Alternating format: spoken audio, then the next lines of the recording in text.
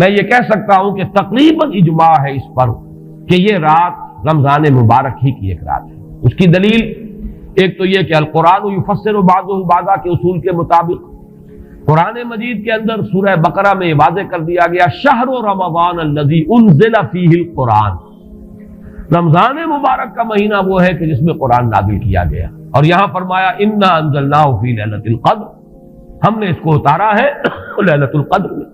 इन दोनों को जोड़िए तो उसका एक लामुहाला जो एक इनएविटेबल रिजल्ट निकलता है वो यही है कि ये लैलतुल क़द्र रमजान मुबारक में।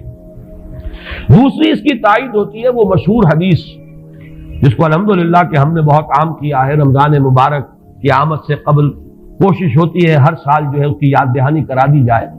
एक तवील खुतबा जो हुजूर ने दिया था, खतबना रसूलुल्लाह सल्लल्लाहु अलैहि वसल्लम फी आखिर यौमिन मिन शाबान, यह हजरत सलमान फारसी रज़ी अल्लाह तआला अन्हु से मरवी है कि हुजूर ने शाबान के आखिरी दिन हमें खुतबा इरशाद फरमाया, या अय्युहन्नास क़द अज़ल्लकुम शहरुन अज़ीमुन शहरुन मुबारकुन शहरुन फ़ीहि लैलतुन खैरुम मिन अल्फ़ि शहर। लोगों आगाह हो जाओ, तुम पर एक बहुत मुबारक महीने ने, बड़ी अजमत वाले महीने ने साया कर दिया है, साया फगन हो गया है तुम पर एक महीना जो बड़ी अजमत वाला है, शहरुन अज़ीमुन जो बड़ी बरकत वाला है, शहरुन मुबारकुन। और तीसरा जुमला उसमें यही है शहरुन फ़ीहि लैलतुन खैरुम मिन अल्फ़ि शहर, वो महीना कि जिसमें एक रात वो भी है कि जो 1000 महीनों से अफजल है। इन दोनों चीजों के हवाले से तकरीबन दलाइल भी मौजूद है।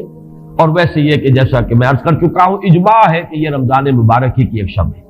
लेकिन रमजान मुबारक की कौन सी शब है, इस पर बाद मुफस्सरीन ने तो लिखा है कि 40 कौल है। चुनाचे साहिब तफसीर मजहरी काजी सनाउल्लाह पानीपती ने, मैंने वो तफसील तो नहीं पढ़ी, कि 40 कौल नकल किए, लेकिन इमाम राजी ने जो 9 कौल नकल किए हैं वो मैं तेजी के साथ आपको सुना देता हूं। इब्न रजीम रहमहुल्लाह का कौल यह है कि रमजान की पहली शब है। हजरत हसन बसरी रहमतुल्लाह अलैह, ये है ताबईन में से, इसलिए मैं रज़ी अल्लाह अन्हु नहीं कह रहा, रहमतुल्लाह अलैह। हजरत हसन बसरी रहमतुल्लाह अलैह की राय है कि ये 17वीं शब है, यानी वो शब कि फिर जिसके अगले दिन जो है वो ग़ज़वा बद्र हुआ है, यौमुल फुरक़ान। हजरत अनस रज़ी अल्लाह तआला अन्हु मरफ़ूअन रिवायत करते हैं कि ये 19वीं शब है। मोहम्मद बिन इसहाक़ जो बहुत बड़े सीरत निगार हैं हुजूर के, उनका कौल है कि ये 21वीं शब है। हजरत अब्दुल्लाह इब्न अब्बास रज़ी अल्लाह तआला अन्हुमा से कौल जो है मरवी है कि ये 23वीं शब है। हजरत अब्दुल्लाह इब्न मसऊद रज़ी अल्लाह तआला अन्हु से मरवी है कि ये 24वीं शब है।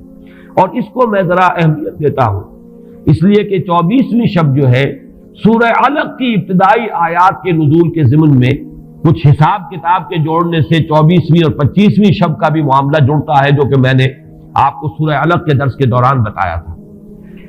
इसके बाद हजरत अबू ज़र ग़िफ़ारी रज़ी अल्लाह तआला अन्हु का कौल है कि ये 25वीं शब है। इसके बाद हजरत उबई इब्न काब रज़ी अल्लाह तआला अन्हु का कौल है। ये वो है जिनको कि हुजूर ने खुद फरमाया कि अक़रअहुम उबई इब्न काब, कुरान मजीद के सबसे बड़े कारी हजरत उबई इब्न काब है रज़ी अल्लाह तआला अन्हु।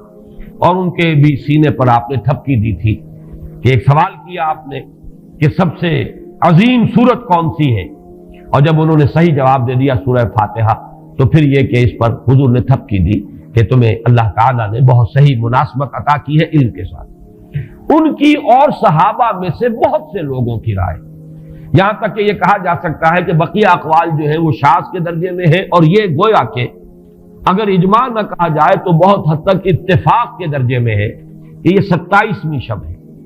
और इस 27वीं शब के ज़िमन में हजरत अब्दुल्लाह इब्न अब्बास से एक रिवायत में पहले आपको बता चुका हूं कि 23वीं शब, लेकिन 27वीं शब के ज़िमन में जो मुख्तलिफ रिवायात हजरत अब्दुल्लाह इब्न अब्बास रज़ी अल्लाह तआला अन्हुमा से मरवी हैं, उनमें भी कुछ लतीफ निकात है, वो मैं बाद में बयान करूंगा। इसके बाद एक शाज़ कौल और भी है कि ये 29वीं शब है।